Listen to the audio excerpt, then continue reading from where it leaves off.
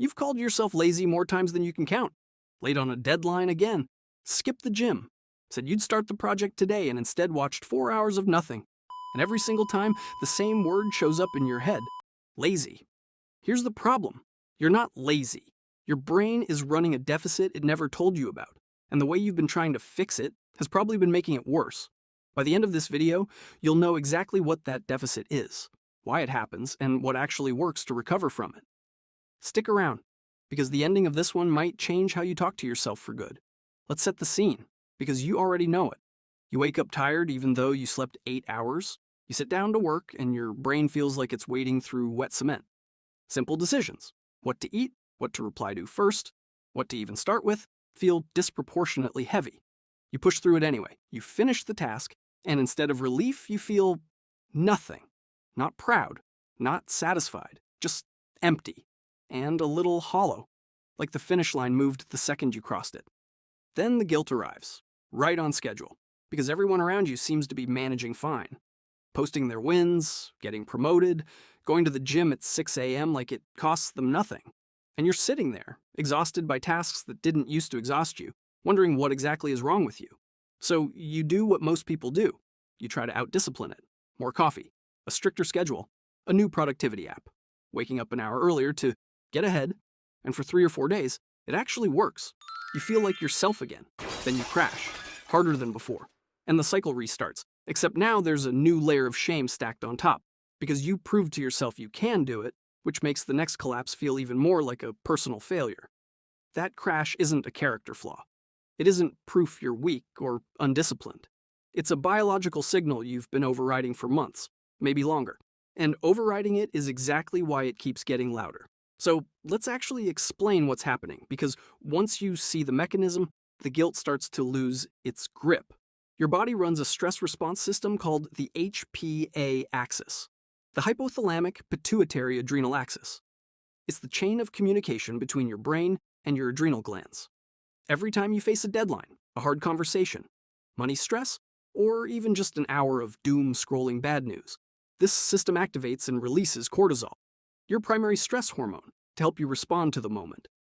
This system evolved for short, intense bursts. Something threatens you, cortisol spikes, you deal with it, and the level drops back down. That's the design. The problem is, modern life almost never gives you the drop back down part. There's a term for what happens when that drop back down never comes. Allostatic load. It refers to the cumulative wear on your body and brain from chronic, unrelieved stress. Stress that never fully resolves before the next wave hits. Here's the part that explains so much of what you've felt. Your nervous system doesn't fully distinguish between I'm in physical danger and I have 14 unread messages from my boss and I haven't responded to any of them. Both register as a threat. Both get the same flood of cortisol. The only difference is that physical danger usually ends. The unread messages don't. They just multiply. Over months, that constant flooding causes real, measurable damage. Chronically elevated cortisol has been linked to impaired memory and concentration, disrupted and lower quality sleep, a weakened immune response, and structural changes in the prefrontal cortex, the part of your brain responsible for decision-making, focus, and motivation. This isn't a metaphor for how stress feels. It's how stress functions biologically. This is also where burnout gets a formal definition, not just a vibe. Psychologist Christina Maslach's research, the same framework the World Health Organization now uses to officially classify burnout as an occupational phenomenon, breaks it down into 3 components: emotional exhaustion, depersonalization, and a reduced sense of personal accomplishment. Sit with those 3 for a second. Emotional exhaustion is why you feel drained before the day has even started, like you're running on a battery that never charged past 20%. Depersonalization is why you feel detached, almost like you're watching your own life through glass instead of living inside it. And reduced sense of accomplishment is why finishing something, even something you used to enjoy, doesn't register as anything anymore. You complete the task and there's just silence where satisfaction used to be. Read those back. Now tell me they don't sound exactly like the thing you've been calling laziness for the last however many months. That's not a personality problem. That's a nervous system that has been stuck in threat response mode for so long, it has forgotten what off feels like. Here's the part almost nobody tells you, and it's the part that actually matters. Pushing through burnout doesn't build resilience. It deepens the deficit. Every time you override the exhaustion signal with caffeine, willpower, or guilt, you're not solving the underlying problem. You're borrowing energy from a reserve that's already running low and putting your future self further into debt. This is exactly why just rest this weekend doesn't fix it. One weekend off cannot undo months of accumulated allostatic load. Recovery from chronic stress requires sustained, repeated regulation, not a single reset button you hit once and forget about. It's also why you can sleep 8 full hours and still wake up exhausted. Sleep restores energy in the short term, but it doesn't automatically lower cortisol that's been chronically elevated from ongoing, unresolved stress. You can fix the sleep debt and still be carrying the stress debt underneath it. So, when you call yourself lazy for not bouncing back after one nap, one day off, or one good night's sleep, you're judging a depleted system using the standards of a healthy one. That comparison isn't fair, and it isn't accurate. It's like being angry at a phone on 3% battery for shutting down instead of asking why it never got a real charge. So what actually helps? Not motivation, not more discipline, regulation.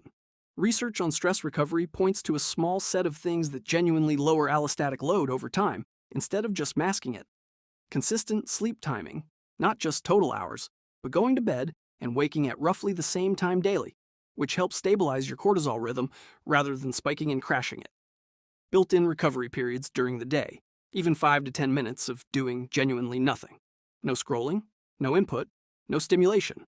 Your nervous system needs that empty space to downregulate. It can't do it while you're feeding it more information. Physical movement, not for the calorie burn, but because movement actively helps your body metabolize circulating cortisol, rather than just temporarily distracting you from feeling it. And one that consistently surprises people. Naming what you're feeling, out loud or in writing.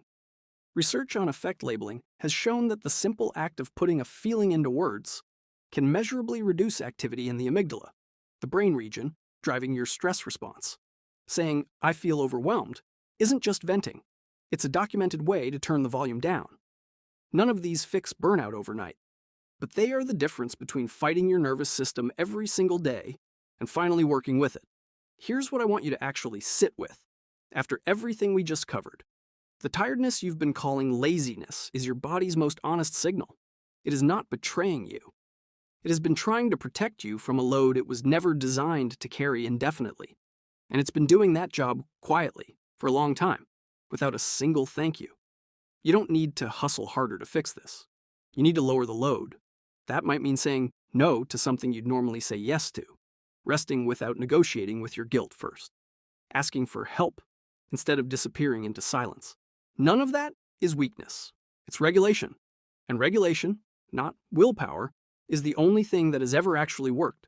So the next time that word shows up, lazy, stop before you accept it. Ask instead, what have I been carrying and for how long without putting any of it down? You're not broken. You're not weak.